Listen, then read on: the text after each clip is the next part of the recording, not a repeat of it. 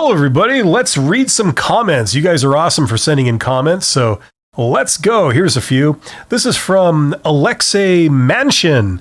Just an idea. As a subscriber to your channel, I watch a lot of your videos, but here I am writing a cover letter, wanting to get help from my master, and can't find where was it that you discussed cover letters. Would be very great if you could publish it as a dedicated video. This is going to be the best seller as people write them in bulk. Yes, Alexei, I did a video a while ago about cover letters. And yeah, some people are interested, some people are not. It's kind of one of those ancillary topics.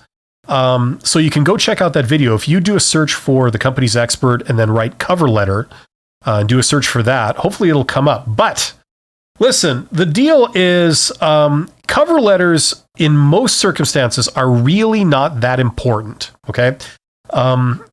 They sometimes require them for entry-level jobs just to sort of be a hurdle for how serious you are. They want to try and filter out candidates that are serious. And so that includes giving you an extra hurdle of having to write a big long letter about, why you think you are qualified for the job and what you can bring to the role and all this kind of stuff. For most jobs, that's not really necessary because if you submit letters, it requires recruiters basically to read them. And that's not something they want to do. So for most positions, it's not really required. In fact, for most positions, the form the cover letter will take is the email to which you attach your resume, okay, when you send in an email application. So the only thing in your cover letter is going to be saying what role you're applying for. It'll have a standard greeting like hello, or if you know the name of the person that it's going to, you write, hello and then their name. And then you say, I'm applying for the position of whatever the title is, right? That's the purpose of the email. And then you say, I have attached my resume or whatever other documents you have attached, your application, to introduce them to what's all in the email. And then the only other standard thing you might say is, should you require anything further, please don't hesitate to contact me.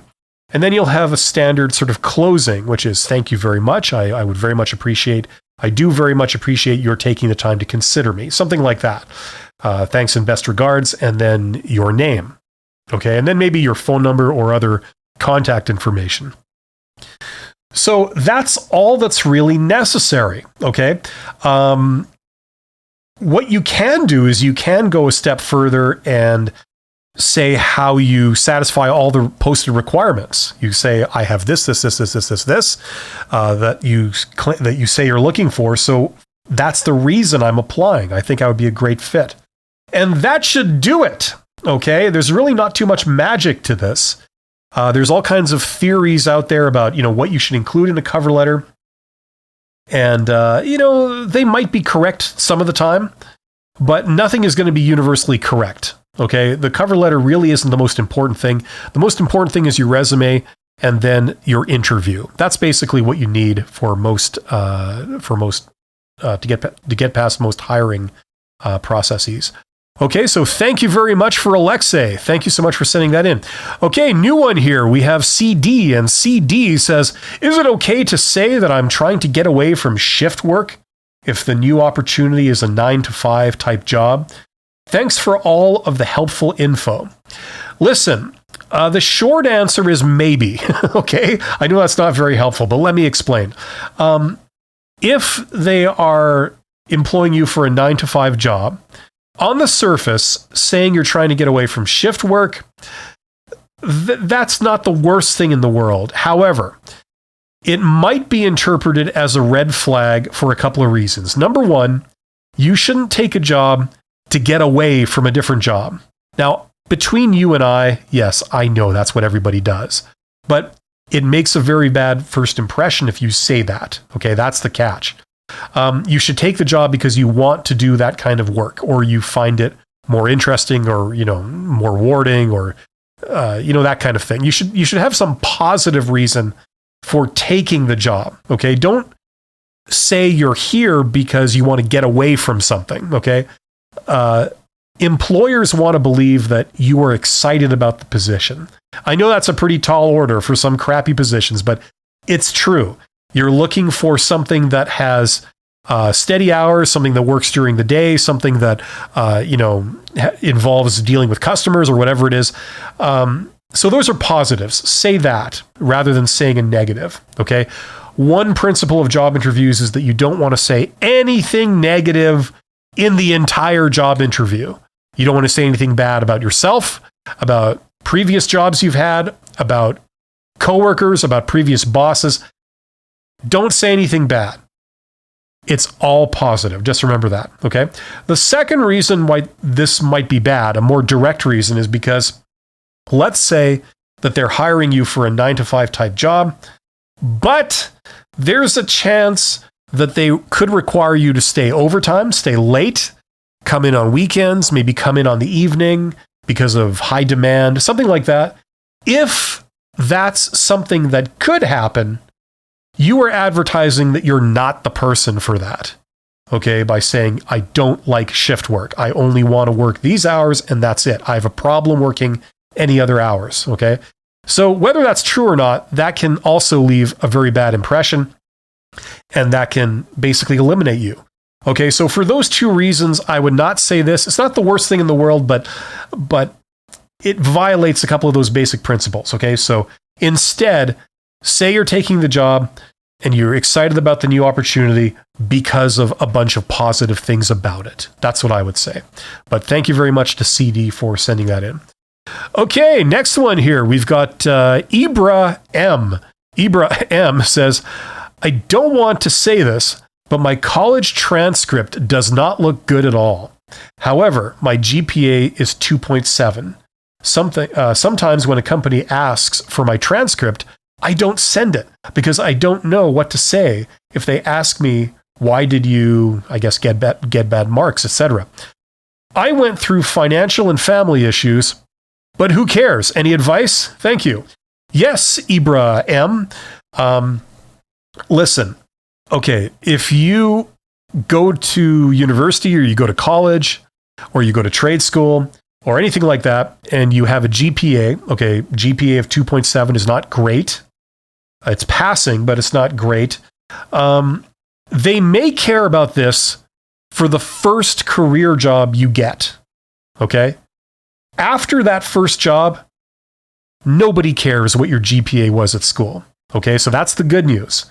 If you can just get this one job, okay, then this shouldn't plague you anymore in your career, okay, for the rest of your life. Now, here's the catch, though, is getting that job. Now, what I always recommend when people are facing issues that would be trouble for them when they go through the standard channels of hiring, which is, you don't have any personal connection to the company or the interviewer. You go in basically applying as a stranger, and they select you for an interview based on your application. Okay? That's what you're doing. You're trying to get a job through standard channels. One of the things they're asking from you is your transcript. Okay? So that's the hurdle. Okay? Now, if you try and win at this game, you can be at a disadvantage for the reasons you've expressed, okay? However, you can change the game. Most people that get hired through networking.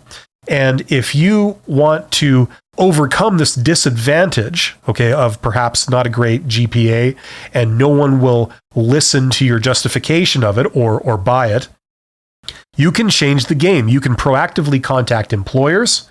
You can approach them very politely, very professionally. You can show how awesome you are to deal with and communicate with. You can make them feel good about themselves, okay, by asking for their expert advice and, this kind of thing, okay?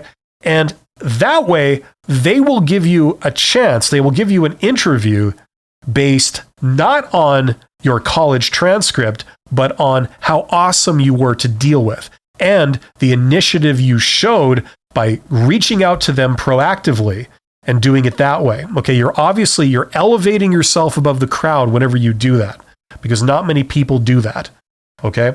So if you try this for a while and you can't get a job through standard channels because of your transcript, this proves to be a persistent problem, I would seriously consider going the networking route, okay, where you reach out proactively. Do your research on that. I have stuff on my channel about that. I also cover that in my Get Hired course, link in description if you want to check that out. But that can be the tiebreaker. It can overcome this issue. It can also overcome a whole kaleidoscope of various different issues that people have, like work gaps and things like this that would normally place them at a disadvantage when they try and get a job through standard channels. Okay. So check that out. Thanks so much, Ibra. I wish you the best of luck. Okay. I think this is the fourth of 4 I'm going to do in this video. This is from Will Valentin. Will says, excellent overview. I would definitely like to hear more depth on the topic of salary negotiations when possible. I don't remember if this is the only time I've commented, but it has easily been years. Your videos are much more geared to what I'm looking for to listen to than anyone else. Well, thank you very much, Will. This is all very complimentary. It's very flattering. Thank you for doing your videos. I'm going to be sharing it with those whom I know are looking to transition from the military and are looking for jobs. Well, thank you very much. I appreciate that, Will. Yes, salary negotiation is a huge topic. Now, what I've done is on my channel, I have a few videos like this. They're sort of like Q&A type videos where I cover specific things. I have done one very long video called Salary Negotiation, which is an hour long, which goes through several common questions that a lot of job seekers have, how to address salary on a job application, how to address it in an interview, how to actually do negotiation, things like this. So there's that video that covers that. In future, I might offer a course that actually covers negotiation in general. That would be something that a couple of people suggested. Not enough people have suggested for me to sort of like jump at it, but that could be something I do in the future. So thank you very much to Will Valentin for saying such nice things. And thank you for everyone for sending in comments. It's really awesome to get these, and hopefully this has been at least somewhat helpful. You guys are awesome, and I hope you will join me again on the next installment of I Read Your Comments. Thanks and take care.